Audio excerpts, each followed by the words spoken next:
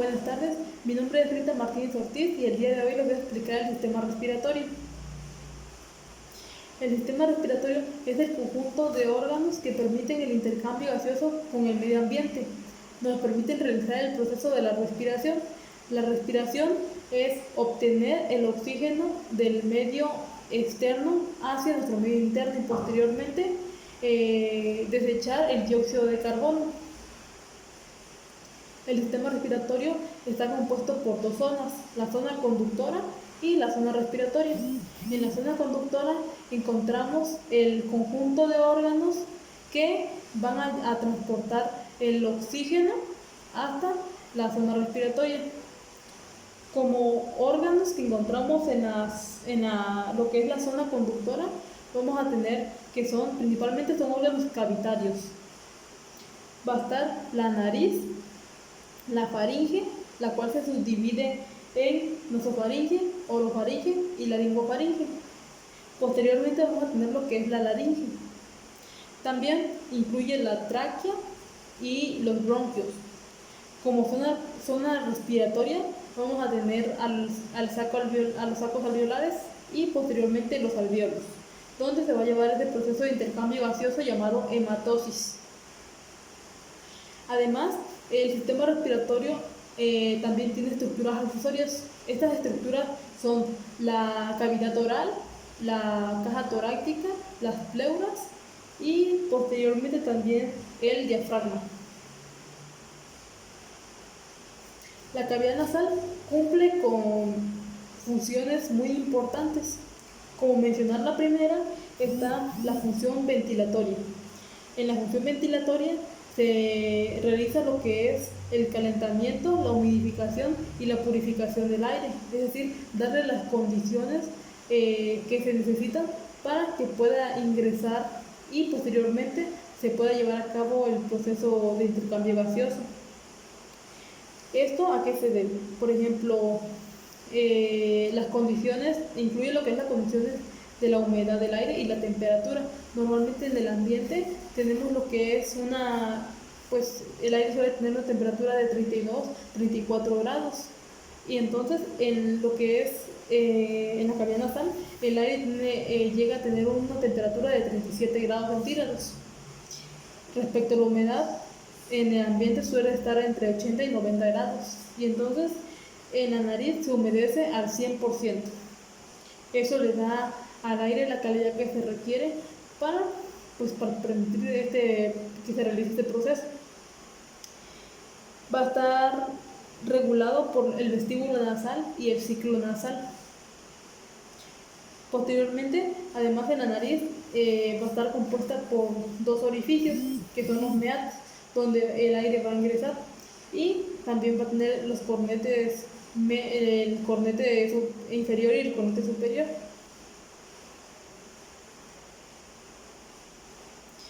El ciclo nasal. El ciclo nasal no es nada más que la congestión y descongestión del aire. Y esto se realiza para que nosotros podamos respirar. Va a estar regulado por el sistema nervioso autónomo. El ciclo nasal es algo que se realiza en todo momento. Es decir, nuestra nariz está congestionando y descongestionando dependiendo del ambiente al que nosotros estemos expuestos. Por ejemplo, si estamos expuestos a un aire frío, nuestra nariz tiende principalmente a congestionarse para evitar el exceso, que el aire pase en exceso, para darle tiempo a la nariz para calentarlo principalmente. La función ventilatoria, como acabo de decir, va a ser la purificación del aire. Esto lo va a hacer gracias a las fimbrias, que son los pelitos nasales, y al moco principalmente. El moco va a ser rico en lisocima. La lisocima es una sustancia que se encarga de destruir a las bacterias, además de contener un pH de 6, que es lo que no permite la vida de ningún agente patógeno. La lisocima también la podemos encontrar en las lágrimas, en el sudor, en la saliva, lo que nos permite a nosotros eliminar esas bacterias que quieran ingresar a nuestro organismo. Otra función de la nariz es la función olfatoria. La función olfatoria es muy importante. Podemos ver que nuestra nariz está formada por dos mucosas, la mucosa ventilatoria, que es la que les expliqué anteriormente, donde se realiza la ventilación del aire, su purificación, su calentamiento, su humidificación. En la mucosa olfatoria, da la función olfatoria, va a ser la encargada de la obtención de olores y poder identificarlos principalmente. Va a estar conformada por un nervio olfatorio, por terminaciones nerviosas, los cuales van a ser estimulados por sustancias químicas. Va a ser muy sensitiva al olor. Aquí pues vamos a poder nosotros percibir los olores de nuestro medio externo. Aquí hay ejemplos de la función olfatoria: cuando leemos una flor, cuando leemos los alimentos, cuando cuando estamos expuestos al polvo también. Todas esas moléculas van a ingresar por nuestros meatos nasales para posteriormente realizar todo el proceso. Aquí hay una imagen característica de la mucosa olfatoria. La mucosa olfatoria va a ser principalmente el techo de las cavidades nasales. Va a tener una coloración amarillenta debido al exceso de lipomucina. Va a estar formada por células, 3 tipos de células. Están las células olfatorias, las células sustentaculares y las células basales. Las células olfatorias van a ser principalmente, van a tener forma aplanada y van a estar formadas por neuronas bipolares con 2 axones. Un axón se va a conectar, aquí podemos observar las células bipolares. Un axón se va a conectar a lo que son los cilios olfatorios y el otro axón al bulbo olfatorio, el cual va a conectar al sistema nervioso central. También podemos, principalmente tenemos lo que son, aquí podemos observar lo que son los pelos olfatorios. O sea, la célula bipolar se va a conectar tanto al bulbo olfatorio como a los pelos olfatorios. Las otras células son las sustentaculares. Las células sustentaculares le van a dar soporte, le van a dar principalmente sostén, además de que van a ser las responsables de la producción de la proteína, que va a ser la encargada de fijar los olores. O sea, va a ser la proteína fijadora de olores. Están las células basales. Las células basales son las células madre, las cuales se van a diferenciar tanto en células olfatorias como en células sustentaculares. Esto es muy importante, ya que sabemos que las neuronas no se pueden volver a crear ni nada. Por eso cuando tenemos, por ejemplo, una muerte neuronal, se afecta totalmente el sistema nervioso central y no puede haber una recuperación. Sin embargo, aquí hay una excepción: las neuronas de lo que es la mucosa olfatoria sí se vuelven sí se vuelven a regenerar y hay un cambio constante. Tenemos también un dato interesante, es que tanto las células olfatorias nada más tienen una vida aproximada de 1 mes, o sea que cada mes se están generando nuevas células. Eso con ayuda de las células basales.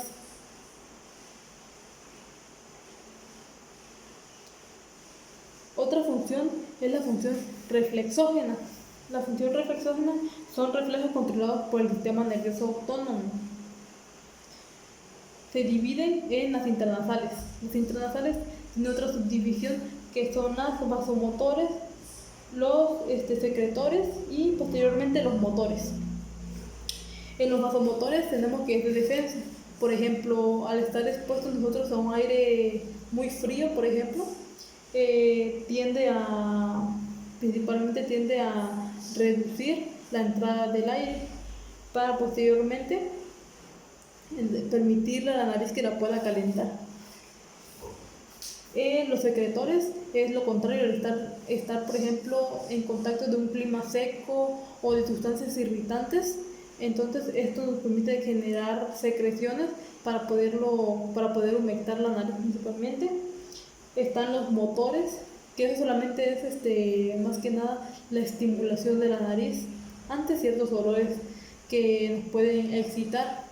Por ejemplo, cuando estamos en contacto con un olor agradable tendemos a respirar más constantemente. Y de lo contrario, cuando estamos en contacto con una sustancia desagradable tendemos a pausar la respiración. Y pues esto, hablando de motores más que nada, el movimiento de la nariz, que va de acorde a las respiraciones. Cuando respiramos tendemos a abrir la nariz, entonces esa es la relación que habla en los motores. También tenemos otra división que son los nasorrespiratorios, los cuales se van a dividir en nasoglóticos, en los nasoestornudatorios y nasorrespiratorios propiamente dicho.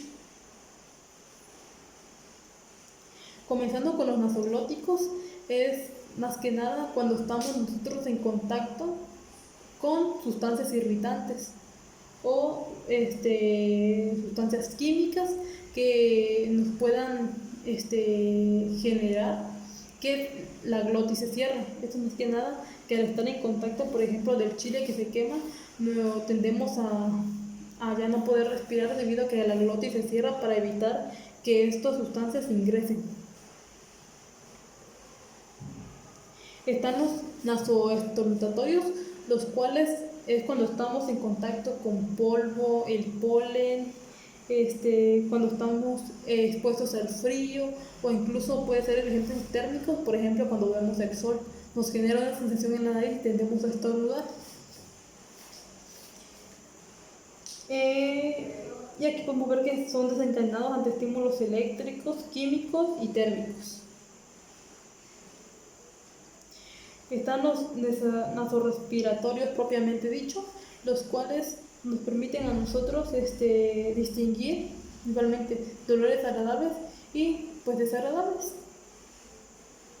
Cuando estamos en contacto de un olor de una flor, del perfume, pues tendemos a a respirar más, y ante olores desagradables pues no evitamos respirar o nos contenemos. Otra división son los olfatodigestivos. Esto es más que nada relaciona, por ejemplo, los olores agradables de comida que nosotros podemos percibir. Estos están los olfatogustativos, los cuales ante el olor de comida nos empieza a generar principalmente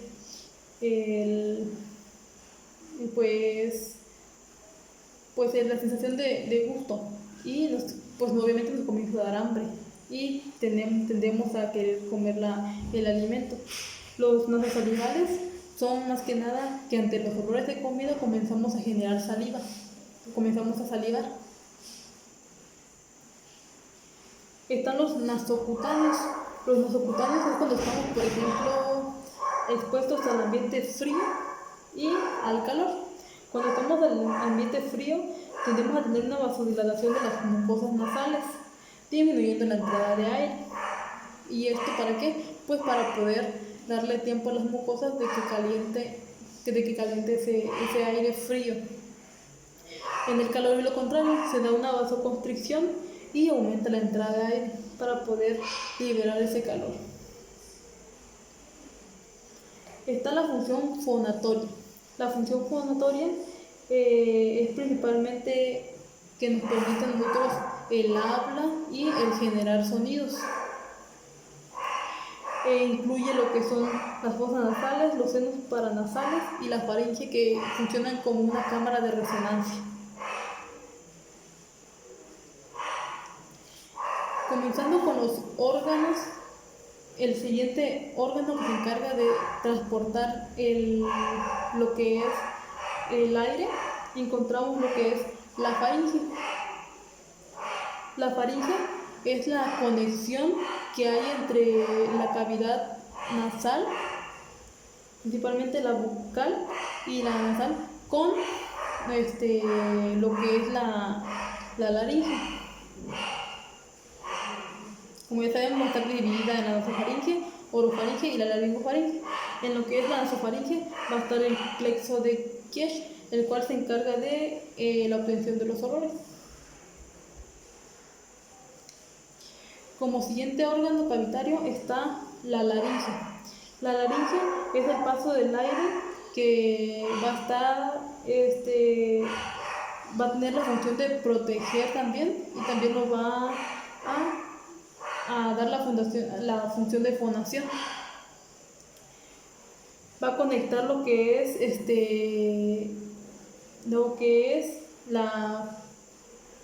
principalmente ahí se va a contener lo que es, se va a proteger a la tráquea del alimento por medio de la epiglotis.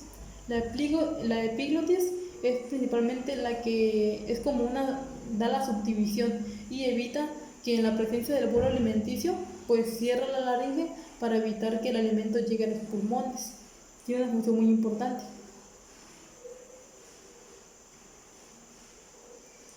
Otro órgano es la tráquea. La tráquea es el que va a conectar lo que es va a permitir el paso de la laringe a lo que son los pulmones. Va a también realizar la función de fonación y de protección. También va a calentar, humidificar y de purificar el aire. La tráquea está formada de 16 a 20 anillos cartilaginosos, los cuales se van a llegar hasta lo que son los bronquios. La bifurcación que hay entre la tráquea y los bronquios se llama carina. Los pulmones. En los pulmones vamos a encontrar los bronquios y los alvéolos. Y además, lo que es los pulmones se va a localizar en el área del mediastino. Los pulmones son dos sacos esponjosos, dilatables, lo que permite que el aire ingrese. Además, está formado por la pleura, la visceral y la parietal, y además tiene un líquido interpleural. Esto permite que los pulmones se puedan expandir y pues permite la entrada del aire. Va a tener dos entradas. Va a tener dos entradas va a tener entrada de la arteria y las venas.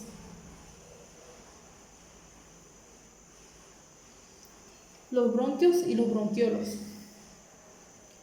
En los bronquios va a estar formado por los primarios, secundarios y los terciarios, para posteriormente llegar a lo que son los bronquiolos terminales y después a los bronquiolos respiratorios, donde se van a encontrar los sacos alveolares y ahí se van a estar los alvéolos. Los alvéolos van a estar formados por vasos sanguíneos, tanto arterias como venas, arteriolas o venulas.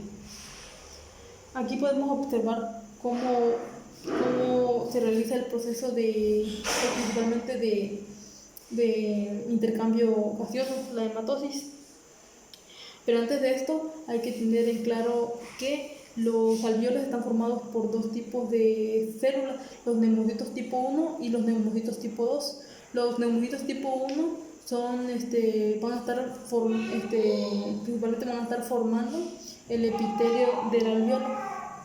Van a ser muy abundantes, van a principalmente a permitir, debido a su espesor, van a permitir la difusión de gases entre lo que es la arteriola y la venula. Esto es lo que nos permite principalmente el intercambio gaseoso. Los neumocitos tipo 2 van a ser muy escasos, van a estar distribuidos, y estos van a principalmente van a tener vacuolas que van a producir el surfactante pulmonar. Este surfactante pulmonar es el que se encarga de regular la tensión superficial. Aquí podemos observar que por medio de la hematosis se realizan intercambios, la salida del oxígeno y la entrada el dióxido de carbono, para posteriormente llevarlo hasta la célula para realizar la respiración celular, respiración tisular.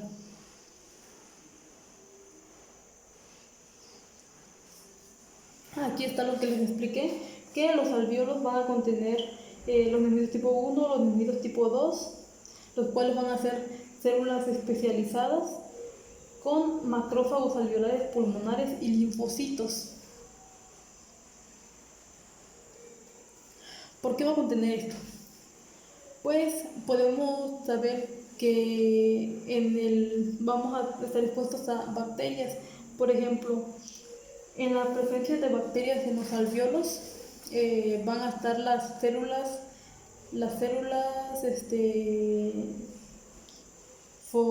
fogolíticas. Estas células, en la presencia de bacterias, se van a diferenciar a macrófagos. Estos macrófagos son los que se encargan de comerse a la bacteria para poder destruirla. A la presencia del macrófago tiende a comerse a la bacteria, la cual después se va a formar una vesícula, el fogosoma. En el fogosoma se van a unir los lisosomas, los que se van a encargar de destruir a la bacteria, y formando así un fogolisosoma, el cual va a excretar a la bacteria por exocitosis. La mecánica de la respiración son dos, la inspiración y la expiración. En la inspiración podemos observar que el aire ingresa, y asimismo cuando se ingresa, la caja torácica sube, el diafragma se contrae y tira los pulmones hacia abajo. Posteriormente, pues en la inspiración es todo lo contrario, el aire es exhalado, los pulmones reducen su tamaño, la caja torácica baja y el diafragma se relaja. En los pulmones van a haber ciertos volúmenes que van a hacer que van a darnos como productos las capacidades. Las capacidades son la suma de estos volúmenes. Principalmente tenemos el volumen corriente. El volumen corriente es la cantidad de aire que nosotros podemos inhalar y exhalar en una situación normal. El de reserva inspiratoria es la cantidad máxima que nosotros podemos respirar. El de reserva expiratoria es la cantidad de aire que nosotros podemos respirar después de una inspiración máxima. Y la residual es el aire que queda después de una inspiración máxima. Entre las capacidades pulmonares que les había dicho, que es la suma de esos volúmenes, tenemos la capacidad pulmonar vital, que esa es la expulsión máxima de aire que se puede exhalar después de una inspiración máxima. Está la capacidad inspiratoria, que esa es la cantidad de aire que nosotros podemos respirar en una inspiración, después de una inspiración. Está la capacidad residual funcional, lo cual se refiere al aire residual que queda en los pulmones después de una inspiración normal. Está la capacidad pulmonar total, que es el aire que entra en los pulmones en una inspiración máxima. O sea, es la capacidad máxima del pulmón.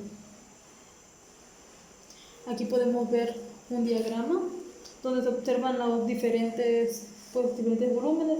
Está el volumen de reserva inspiratorio, que puede tener una capacidad de 3.000 mililitros, el volumen corriente 500 mililitros, el volumen inspiratorio es de 1.200 mililitros y el volumen residual 1.200 mililitros.